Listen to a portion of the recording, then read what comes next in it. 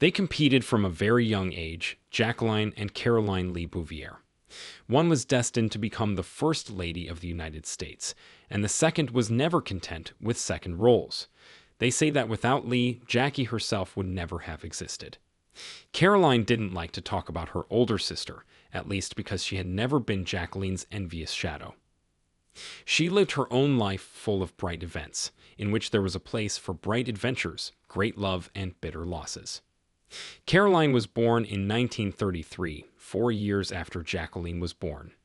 As soon as the baby began to grow up, the unspoken rivalry between the two sisters began. At the same time, Lee was definitely losing this race. Janet Ochincloss's mom loved Jackie more, and always set her up as an example for Lee. Of course, this did not affect the relationship of the sisters in the best way, as well as the mutual understanding of the mother and the youngest daughter.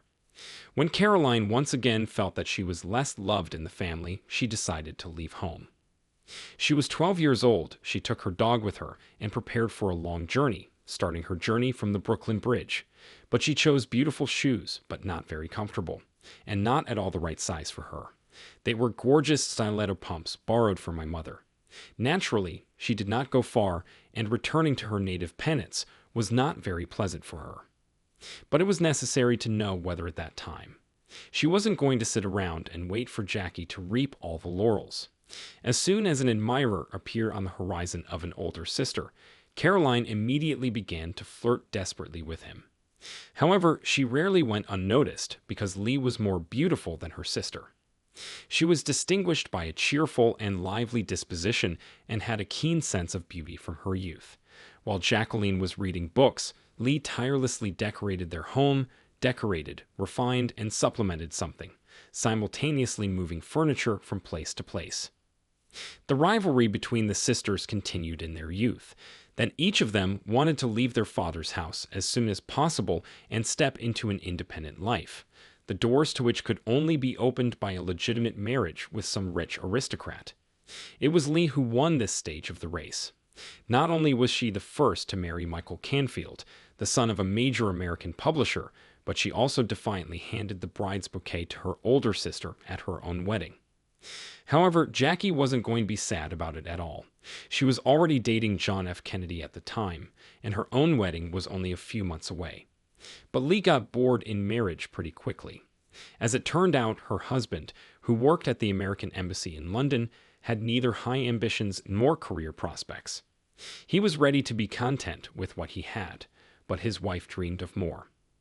In 1956, Caroline, vacationing at the country residence of John and Jacqueline Kennedy, met the real Polish Prince Stanislaw Albrecht Radziwill. He was handsome, charming, and serious, and the 19-year age difference only made him more attractive in Lee's eyes. Barely having managed to get a divorce from her first husband in 1959, Jacqueline Kennedy's younger sister remarried.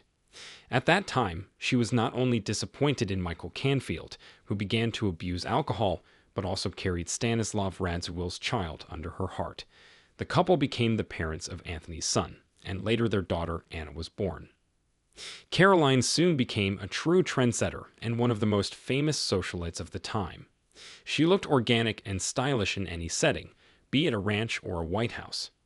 At that time, the sisters were friends with their families, and finally a truly sisterly relationship was established between them, and there were no more reasons for rivalry. Well, except for the not-so-friendly articles where journalists called Jackie Kennedy's younger sister her own envious shadow. But Lee Radziwill didn't consider herself just someone's little sister at all. On the contrary, she was so brilliant and successful that the First Lady herself could envy her fate then.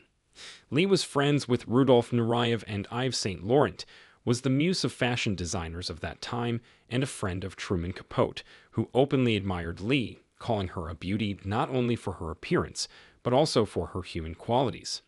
Michael Kors named his Fall-Winter 1990 collection after her. She worked for 10 years at Armani House, where, in her own words, she helped people understand what they want and what they don't need. Designers listened to her advice, and often Lee's ideas were embodied in new models. She played a leading role in the changes taking place at Armani at that time, and earned the respect bordering on love from Giorgio Armani himself, who appreciated the professionalism and sophistication of an impeccable woman in all respects. At that time, many people spoke about Lee Radziwill with real delight. She easily found contact with people, could relieve any tension in communication. Many fashion designers dreamed of meeting her, considering her a woman with impeccable style. After a quarter of a century of living together, Lee's marriage to the Polish prince broke up, and after she lost her title and money, she opened her own design bureau, Lee Radziwill Design, and did not know the end of customers. Everyone dreamed of getting an interior from this brilliant woman. By the way, it was Lee who became the guiding light that helped Jacqueline Kennedy develop her own style. When Lee lived with her husband in London, she sent her sister a suitcase almost every week, filled not only with things, but also with the most detailed instructions on what, when, and with what to wear. Lee also played a role in the arrangement of her sister's personal life after the tragic death of her husband. After all, it was thanks to Caroline and her second husband that Jackie met Aristotle Onassis. In 1988, the restless Lee got married for the third time, and the American director and choreographer Herbert Ross became her chosen one. However, she broke up with him after 13 years of marriage. In 1999, Caroline buried her son Anthony, who died of cancer. And despite the blows of fate, she continued to walk through life with her head held high. She was born to shine and became the queen of American high society. Until the last day of her life, she inspired the fashion world, and in 2013, Lee Radziwill was included by The Guardian in the list of 50 style icons who have been such for half a century. In recent years, Lee has lived in New York, actively engaged in charity work, and despite Alzheimer's disease, from time to time pleased her fans with her appearance in the world. Lee Radziwill passed away in February 2019.